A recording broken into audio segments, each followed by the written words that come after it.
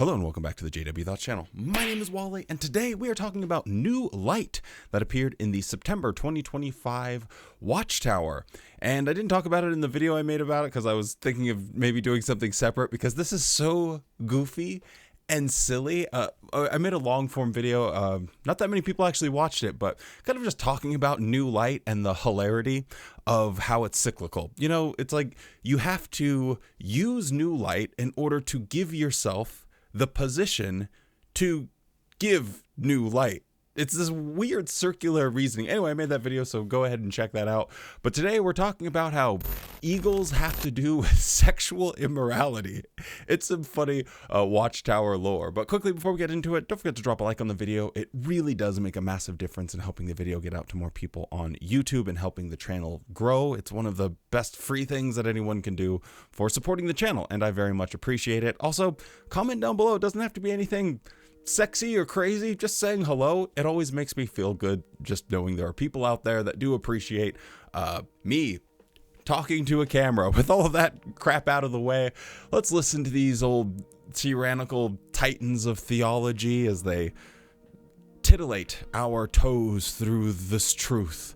So throw thine thyroid through the twist, and tense thine tushy, thin or thick, or else you're a goddamn prick. I don't know. I felt like I was cooking with that alliteration, and then somehow it just fell off the wheels. I could have been somebody instead of a bum, which is what I am. Anyway, we're talking about eagles and sexual immorality. Run the intro.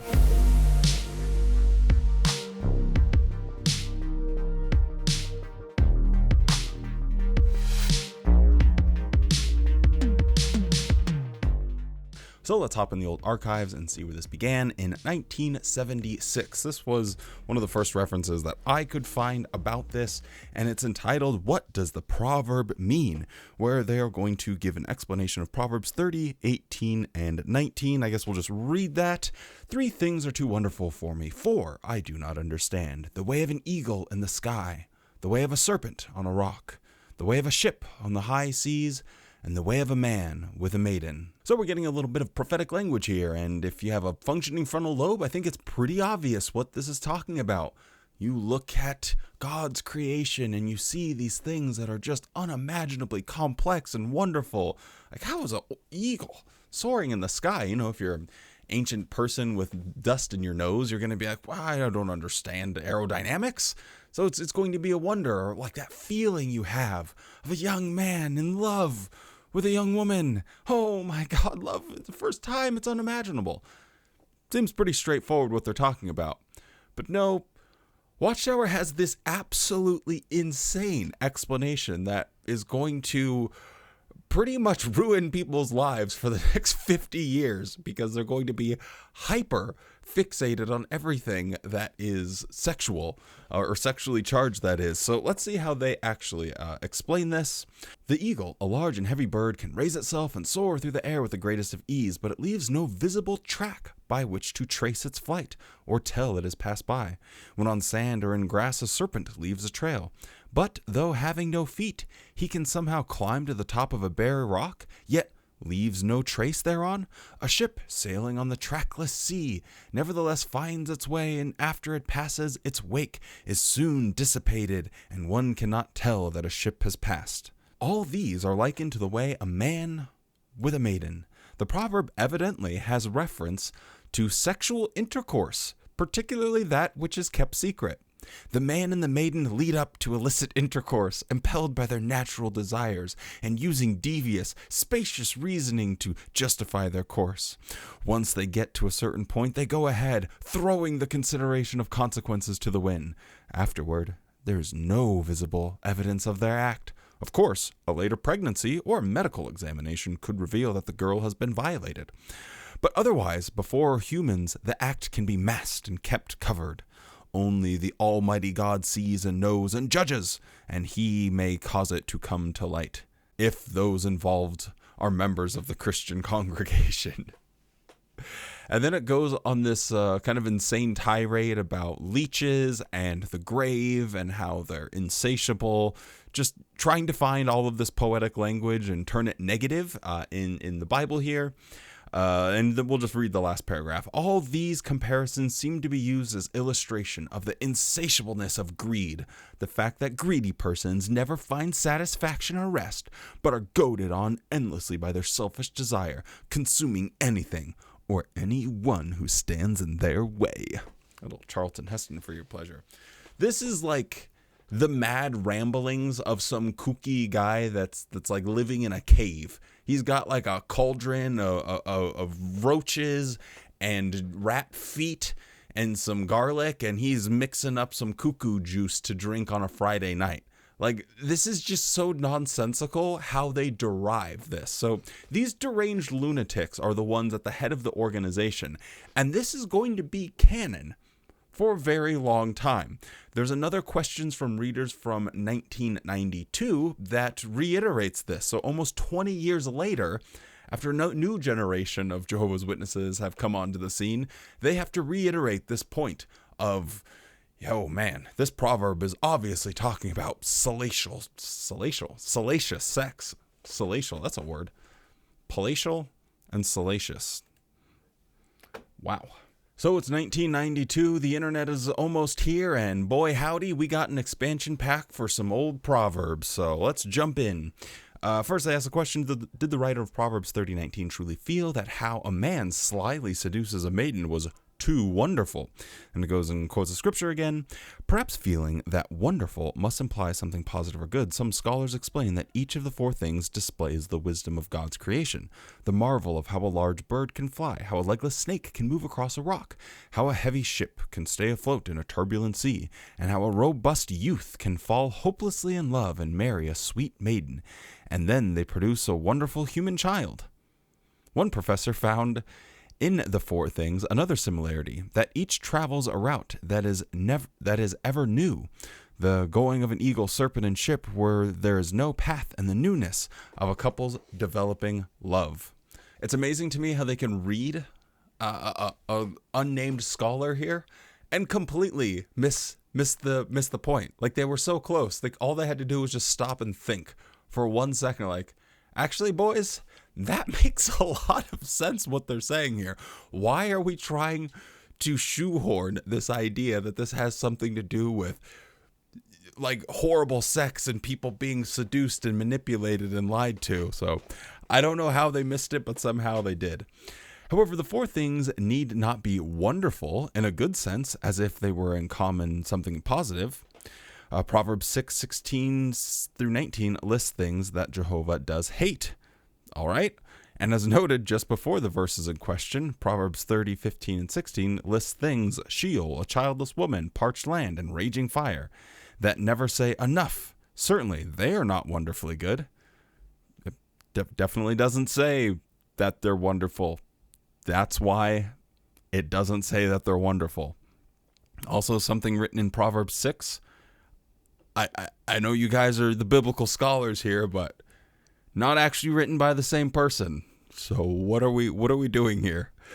The Hebrew word rendered a wonderful or at Proverbs 30:18 means to separate or distinguish, to make distinguish extraordinary wonderful. A thing can be distinguished extraordinary or wonderful without being good. So now we're cooking here.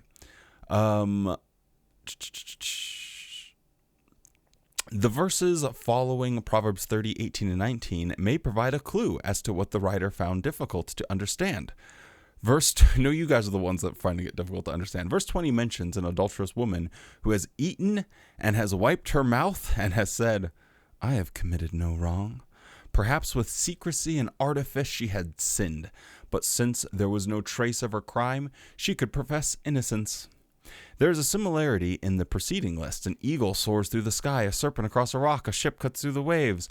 None leaves a trail, and it would be difficult to trace the path of any of the three. If this is the commonality of the three, what of the fourth, the way of an able-bodied man with a woman? This also can be rather untraceable. A young man may employ guile and smoothness and cunning ways. to slide into the affections of an innocent virgin. Being inexperienced, she may not detect his wiles. Even after being seduced, she might be at a loss to say how he won her. Observers, too, might find it difficult to explain. Still, many young women have lost their virtue to wily seducers. It is hard to trace the path of such slippery men, yet they have a goal, as does an eagle in flight, a gliding serpent, or a ship at sea. With seducers, their objective is sexual exploitation. Yep. Yeah. These are the people in charge of the Watchtower and Bible Tract Society of Pennsylvania. These were the people that were the guardians of the gospel out here trying to tell the world that they needed to join their religion because they had the true understanding of the Bible. They were the ones that were being fed information from God himself and dispensing it to the entire world. The goobers who came up with this explanation. Now, the funniest part is now here in this new Watchtower, September 2025, they have finally seen the light and done a 180-degree flip. So before, where they're like, oh, those other scholars are missing the point. Now they're like, yeah, we were actually the ones missing the point. The writer of Proverbs 30:18 said that the man of a way with a young woman was beyond comprehension. Many have puzzled over these words, including some scholars. No, people weren't struggling and puzzling over this. You guys were.